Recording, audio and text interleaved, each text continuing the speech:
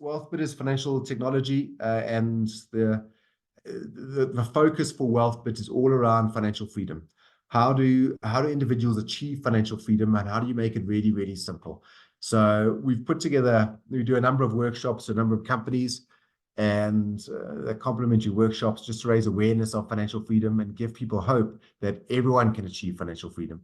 And this is an extract from one of those workshops. So we hope you find it useful and interesting.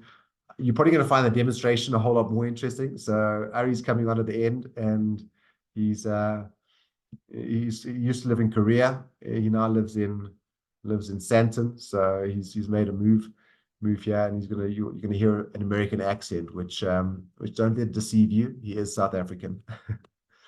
So this is the sad reality, is that 6 out of every 100 South Africans are going to be okay with regards to financial freedom. So look at it another way, 94% of the country will never, ever be financially free. And that's a stat that's often bandied about, but it becomes a lot more scary when you start seeing people around you that are not financially secure and they have reached an age of retirement. It's actually it's horrible, and that's the reason that we have this strong purpose within Wealthbit.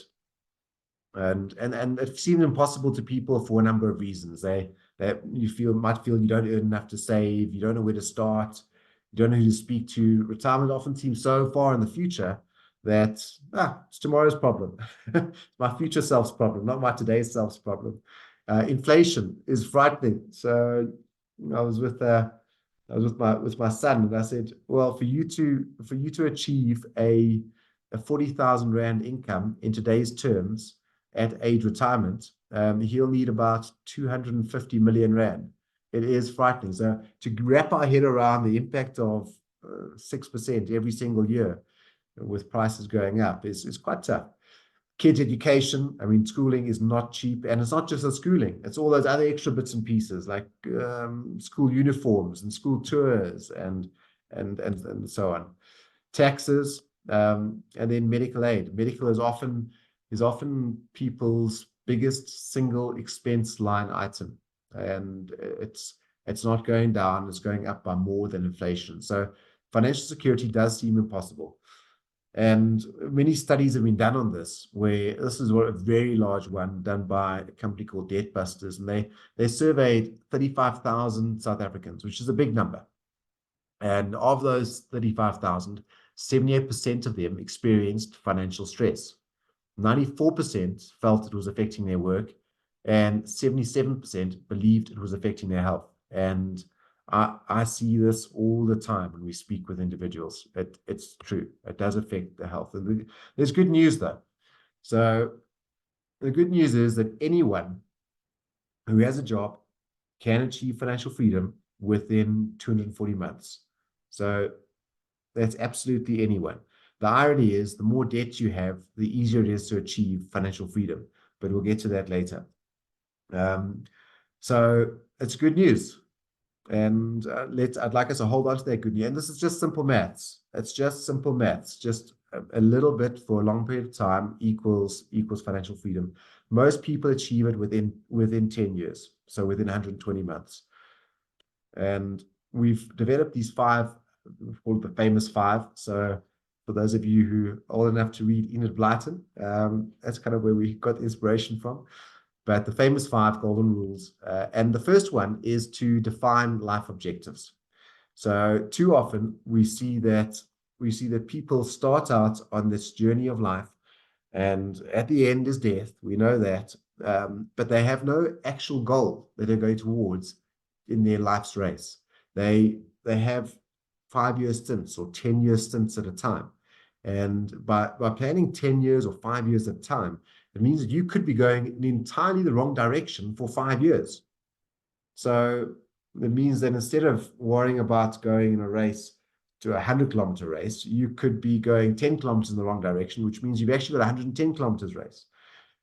So we really advocate strongly that start with the end in mind.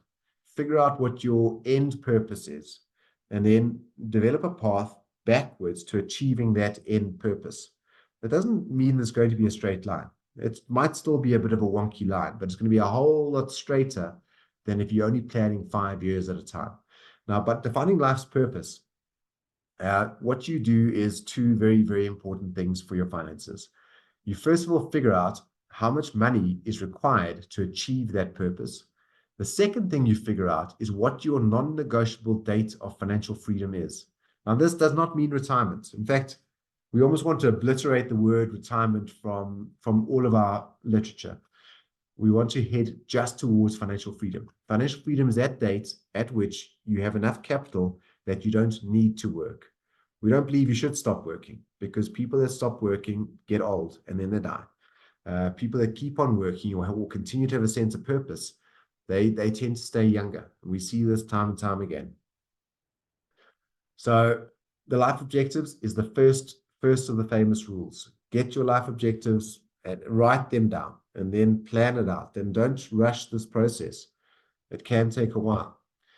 One very, very useful trick to achieve this is to actually do what one of my mentors in San Francisco asked me to do one day. He said, Alex, and he's an Israeli guy with a thick Israeli accent, he said, today you're going to write your eulogy. I thought, oh, it's a bit heavy, writing a eulogy at whatever age I was. But he said it gets worse. At the end of the session, you're also going to read back your eulogy to me, and you're going to tell me who at your funeral is reading that eulogy. So I found that to be quite a cathartic exercise, where at the end of it, I had a very, very clear vision as to what I'd like the end to look like. And from there, I simply worked backwards to today, and then mapped out a process to achieve that eulogy result. Quite heavy. It is quite heavy, but it's a really, really worthwhile exercise. We've written a course on how to write a eulogy, which we can get to at some stage. Second of all, budgeting. Give every single rand a job. And do it like this. First of all, list monthly expenses, list debt repayments, list savings, sort them by order of importance. Then you will certainly have monthly expenses which aren't monthly, which are annual. So those non-monthly expenses, figure out what the monthly equivalent of them is and tuck those away into some savings pot that you can use at a later stage. Then plan for each rand of your net earnings. So whatever you earn, take tax off, you've got a net amount. Plan for every single rand until there is naught. If there is less than naught, then go back to your budget and figure out what you've got to cut out, because there can't be less than naught. The budget's got to balance. Not all countries believe in that. So budgeting, you'd have your salary. So let's say a salary of 80, provident fund of say 15%, taxes of say 18,000, leaves you with a spendable salary of 49,000. So that's the amount that you're going to be budgeting for. Most people have got a lot of debt, and this is normal. It doesn't mean it's good, but it's normal, and we're hoping to put tools into your hands to get this debt down. Then essential expenses are, in this case, 29,000, and the balance is minus 2,600. If this is your situation, I'm going to be quite brutal. If that's your situation and your balance is negative every single month, then non-essential expenses should be cut out. So restaurants, don't go to restaurants, don't do takeaways, don't do alcohol, don't do chocolates, don't do Coca-Cola, don't do holidays. No expenses, no additional expenses if that amount is in the negative. You've got to get your budget to balance. The other interesting thing is, although you're earning 49,000, your actual essential expenses are only 29,000. Your debt is what pushes it up. So if you can eliminate debt, then you're solving not for 49,000 to become financially free, but you're solving for 29,000 to become financially free. And it's a very, very big difference. So get that number to balance, and then get it positive, and then start saving, and life will get better. Third, eliminate debt. The more debt you have, the more capital you need to be financially free. So think about that previous example where we had 49,000 in net salary and 18,000 of that was debt. If we're solving for 49,000 and we've got to replace 49,000, we need a lot of capital. If we need to replace 29,000 on a monthly basis, we need less. So we really view debt as modern day financial slavery. More debt means you need more capital, means you're going to be a financial slave. Don't be a financial slave. Let's get this debt monster squashed. And what we did here was we took the example in the previous, took the previous example and showed you what zero debt financial freedom amount would equate to. So looking at these these rows here, first of all, this is the post-tax budget. So whatever your budget is after tax, your pre-tax budget, this is how much you have to earn to develop that post-tax budget. And then the last row is the capital required in 10 years' time to be financially free. All right, so let's take the first one, with debt. So with debt, let's say your budget is 49,000. To deliver 49,000, you need to earn a gross 68,000. To replace 68,000, you need capital of 34 million. So your capital requirement is 34 million. Without debt, so now you've squashed that 18,000 Rand in debt, your post-tax budget is 31,000. So that's 57% less income is required.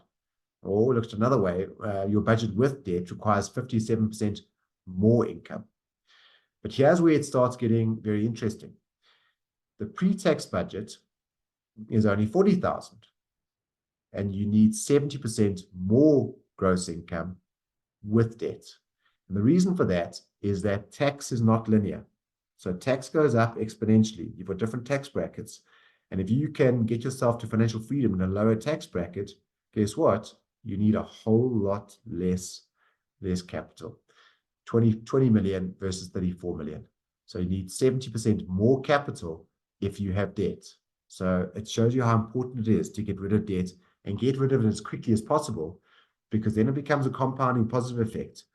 Without debt, if you don't increase your lifestyle, you have additional funds to invest into getting to financial freedom quicker. So you can get to this 20 million Rand number a lot quicker. So why do banks have big buildings? And yes, we all need things like cars and houses and whatnot, but just be very, very aware of how much extra you're paying if you have debt. And we just took two examples. The first is a car, and the second is a house. So let's say you buy a R500,000 Rand car, and these days that's not even an expensive car. It's quite crazy. Cost of vehicles has gone up frighteningly. So let's say that costs 500,000. The interest you're going to be paying over a 5-year period would be 168,000.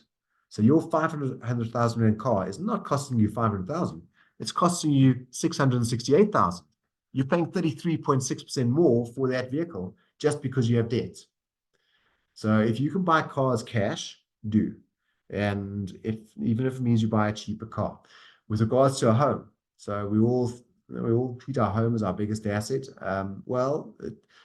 Once again, it costs a lot more money than we think. So a 2 million Rand home over a 20-year period, we actually end up paying 3.2 million Rand in interest. So our 2 million Rand house doesn't cost us 2 million, it costs us 5.2 million, about 160% more. So it shows you how important it is to get debt squashed, debt at least that you're paying for, as quickly as possible. So if you have someone else paying for your debt, let's say you have a rental property, that might not be the end of the world. Somebody else is paying your debt. So how could you not get into debt? Well, the funny thing is, if you had to save those monthly repayments for a car, you could have a brand new R500,000 Rand car every 3 years. And none of us need a car every 3 years, by the way. They're reliable, they last for a long time. We don't need to be driving brand new cars. So that's on the car side. With a home, it's actually even more exciting, because with a home, we can, if we save the amount that we were paying on our home every single month, we could buy a brand new house valued at 2 million Rand every 6 years. That's actually quite phenomenal. Now you can just think how easy life would be if you could get 3 homes within a 20-year period versus paying off 1 home. So, top tactics for eliminating debt, and these are very, very useful and they're quite easy. First of all, delaying purchases is a useful trick. Our chief operations officer often tells a story of a person he used to work with, an old guy, and he used to drive into work with him every now and again. And the guy always used to say, "One more day, one more day." And eventually our CEO asked, why do you always say one more day? He says, every single time I drive past the car lot, I just say one more day. I can last for one more day in this car. And that one more day became 1 more year, became 2 more years. And he accelerated his path towards financial freedom really quickly. So by leaving it for 1 more day, it means that your capital works for you instead of you working for the bank. Because if you have debt and you're paying for it, you are working for the bank. You are making them wealthy, and that's why they have those huge buildings. Then think twice about the value of the car or the house you want to buy. Could you buy a more affordable house or a more affordable car? Would you be happy in that house or that more affordable car? What if it meant that it could take 4 years off that date at which you achieve financial freedom? If that was the reward for just holding off or just getting a slightly more affordable vehicle or home, would it be worth it? And then think very, very carefully about who you're actually buying things for. And we always use this sort of thought process where if you had to plant yourself in rural India, where people have absolutely nothing, would you need a fancy car, or would you want a really simple car? And the odds are you'd be very, very happy with a really, really simple car. So it makes you question who you're actually buying these expensive things for. Are you buying them for yourself because you must have them and not negotiable, or are you buying them to impress somebody else? In which case you're trying to keep up with the Joneses. So beware of this. It's so easy to fall into that trap where you buy a fancy handbag because all your friends have got fancy handbags. Handbags aren't my thing, but they are some people's thing. So eliminate debts. Next, build an emergency fund. And there are real emergencies. It's like medical emergencies, and they happen. They don't give you warning. They all of a sudden pounce on you, and and then you want to come up with a deposit on a Saturday evening. That's a real emergency. Gearbox failure. That's a real emergency. You don't expect it to happen. It happens. Washing machine repair. We recently had our microwave break, and I asked Natalie, well, what's your plan? She said, oh, I think I'll just get a new one. And I said, well, what happens if we repair that one? And we repaired it for, I think, 500 Rand. It was an absolute bargain. And then, of course, zombie apocalypses. These are real things which might happen. So there are things which are not emergencies. And these are not emergencies. School fees are not emergencies. You know they're going to come every single year. You can be dead sure that you're going to have to pay school fees. Your tires are going to wear down. You are going to want to go on holidays. You're going to want to buy people presents. Those you need to plan for. Plan for in your expense category. Those are certainly not emergencies. Your emergency fund is for real emergencies. And we advocate building up an emergency fund as quickly as possible and use every which way that you can. So reduce investment contributions, get your debt repayments down to an absolute minimum, get your budget as low as you can until you've built up a decent emergency buffer. And that emergency fund buffer should be at least 3 months of monthly expenses. If you built up at least a 3-month monthly expense buffer, you'll be amazed at how financially free you become. Consider that buffer your bulletproof jacket for financial freedom. So that's building up an emergency fund. And the last one is to automate savings. So automating savings, it's effectively a way to do a job once, and once it's done, it's no longer in your mind. It just happens automatically. So the first thing is decide on your capacity to take risk. And this is where you need to decide what return you want to be targeting. And that will then determine what asset allocation you need to have within your portfolio. So how much property, how much bonds, how much in equity do you have within your portfolio? How much is local? How much is overseas? Second of all, set up a multi-managed portfolio. So we don't advocate ever giving all capital to a fund manager that's invested in shares. If they get their picks wrong, it might upset your entire situation. That's why all we manage within Cinnabar are all multi-managed portfolios. And they invest into a variety of other fund managers where no one fund manager has more than 10% of our clients' portfolios. Then, and this is a very, very important one, put an automatic increase on the savings, because you might forget to increase it next year. And if the automatic saving increase is there, it just happens automatically. And all of a sudden you'll wonder, why have I got a few $100 less in my bank account this month? That's why, but it's only a good thing. And then consider this an expense. So this must be considered an expense in your budget, where eventually you just get so used to not having that money in your bank account because it's busy working for you in your investments. So what we've been doing as Wealthbit is we've been going to a lot of companies. We've been rolling out a program that we call the Financial Freedom Coaching Program. And this is just for businesses who are looking to reduce financial stress and at the same time improve their profitability. So we've had some very, very interesting companies. A lot of accounting firms have come to us, a lot of consulting firms have come to us, and the program is quite simple. The people get access to Wealthbit. We give their companies an organizational dashboard. We then give them financial freedom workshops. And these financial freedom workshops are often the first part towards giving people hope in achieving financial freedom. We then arrange coordinated sessions with financial freedom coaches. And these are short, 15-minute sessions that give people a path to achieve financial freedom. And after these sessions, most people realize just how simple achieving financial freedom actually is. And then we integrate that into their website, integrate the portal into their website. So that is a precursor to what the main event, which, Arrie, if I can hand over to you now to take us through a demonstration of Wealthbit. Arrie's been the head of product at Wealthbit now for going on 8 years. So he's been with the firm for a while. And what you're about to see is effectively his work. All right, take us away. Great. Hey, everyone. Quite excited to share with you today the extension of what Alex has already shared with all of us.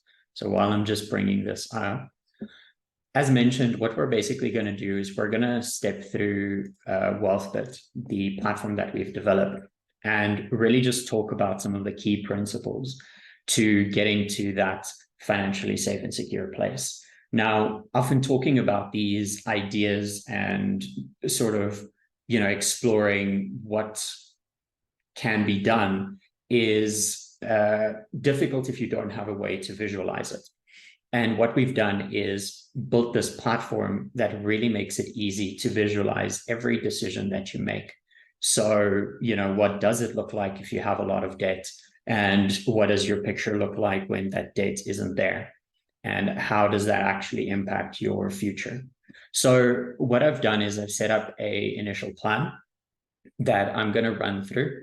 And just for a bit of context here, I've set up a budget, some income values as well. I've added 1 or 2 assets that I'll run through in a moment, and some liabilities. So those are the things that we typically pay banks for so that they can have the big, nice, fancy, shiny buildings. So the first detour in the app that I really want to make is going down to a budget. Now, a lot of times when people think about a budget, it feels very restrictive, right? That's the first thought that kind of comes into people's mind. And the truth is that if you manage a budget well, it actually provides you more flexibility and freedom in your life and can actually be an amazing tool to help you live the life that you want more comfortably.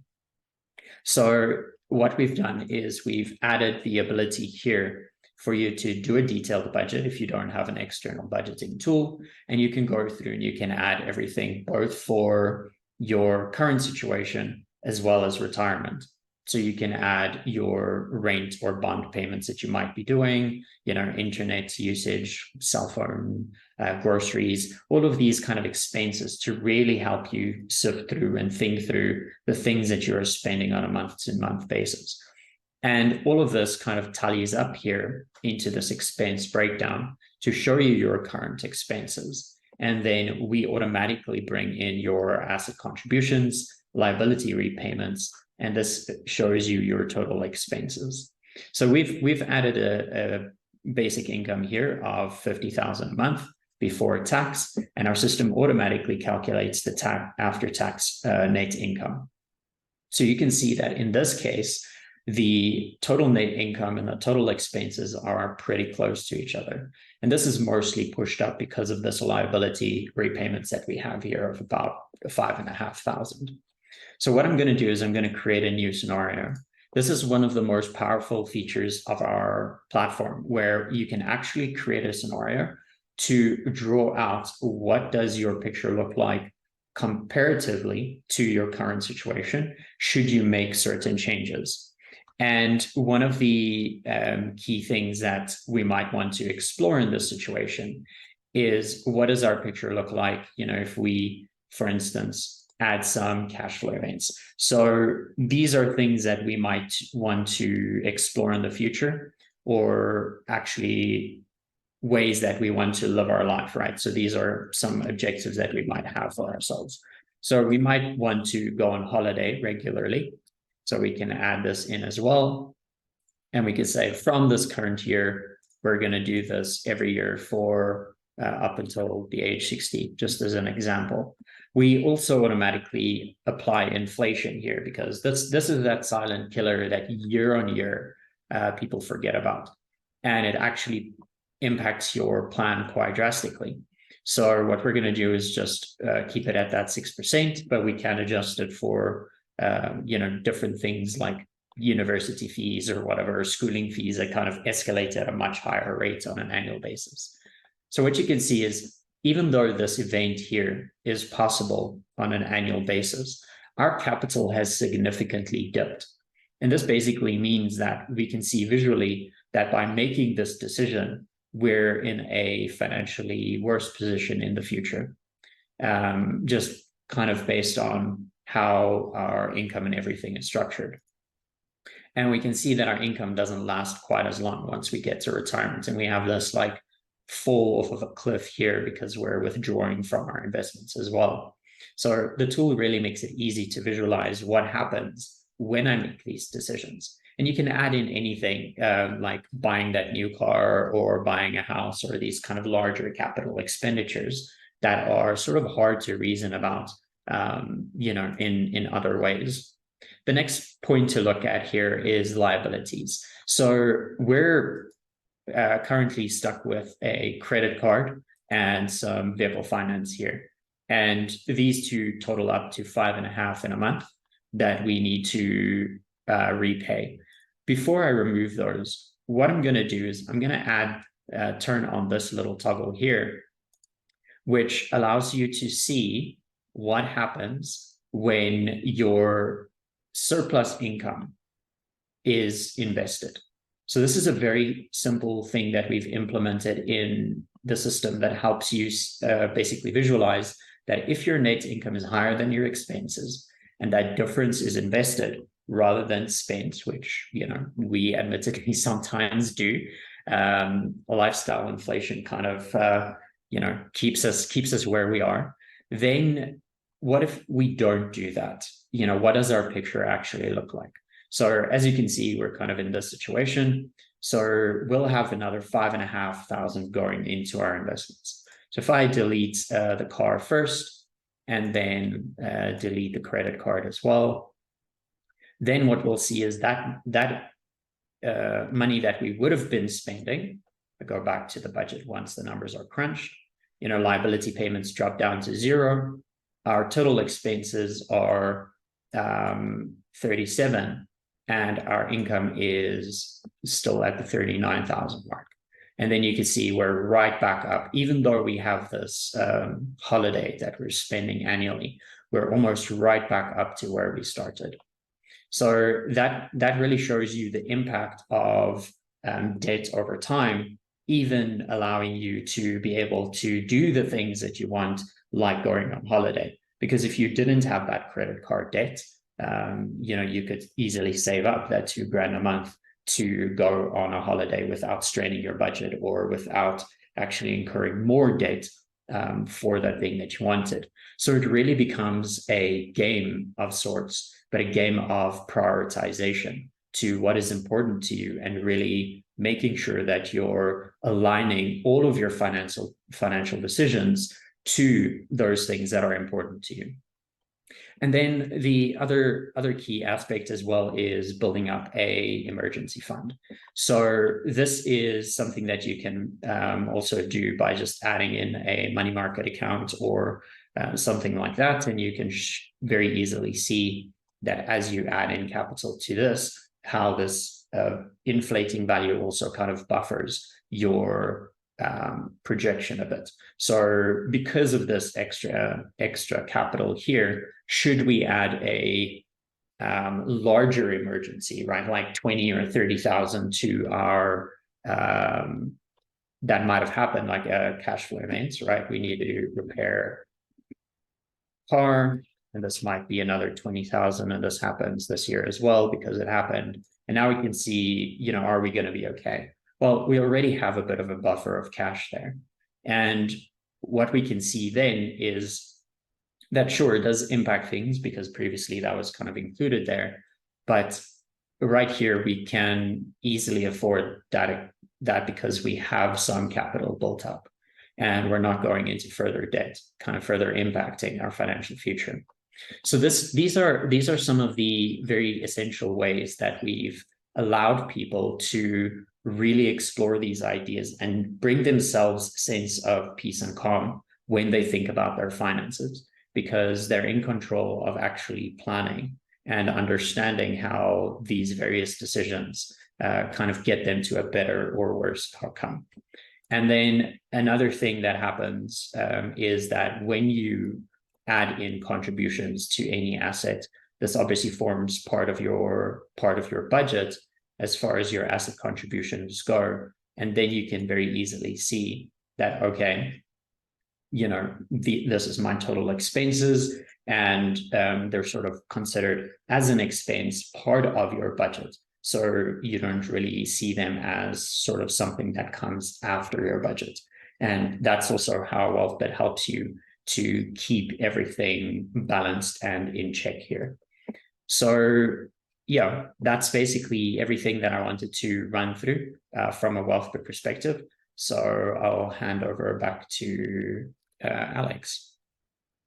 Arrie, could I ask you to do one additional item, and that's to look at asset allocation? Because I notice this person's asset allocation is heavily in, I think, domestic cash. Correct. Yeah. So and how old is this person? This person is they're at 30 right now. 30. Okay, so they should have a vastly different asset allocation. So if we were to just change their asset allocation. Yeah, so let's quickly do that. So all of this money is currently sitting in a money market. And just to simplify this, we'll very quickly turn off these two cash flow events, which should bring us up to just a clean projection to have a look at. So at this point, we're looking at this projection, and we're going to end up currently with around 5 million at retirement in today's terms. And if we change the asset allocation here by removing the money market, so we'll delete that, and then we'll add a unit trust, which is where we can add a more aggressive portfolio. So we'll put in the 100,000 and add the 1,000 Rand contribution again. And then here we'll use our overall risk profile, which has a 10% targeted return instead of a money market's typical 4%, which is obviously where most of our cash position was sitting. So now our asset allocation looks very different. And you can see that just because of that change, we're jumping from 5 million about at retirement in today's terms to around 8 million, which is a very, very significant impact. because of the time that we have for that. Thanks. So yeah, it just shows how important it is to get your asset allocation right, and it's something that's often overlooked. And we often see people saving themselves towards poverty. So we need to accept that it's not going to be a smooth ride with a higher equity allocation. It's not going to be a linear ride, but it becomes very predictable over time if you keep your asset allocation correct.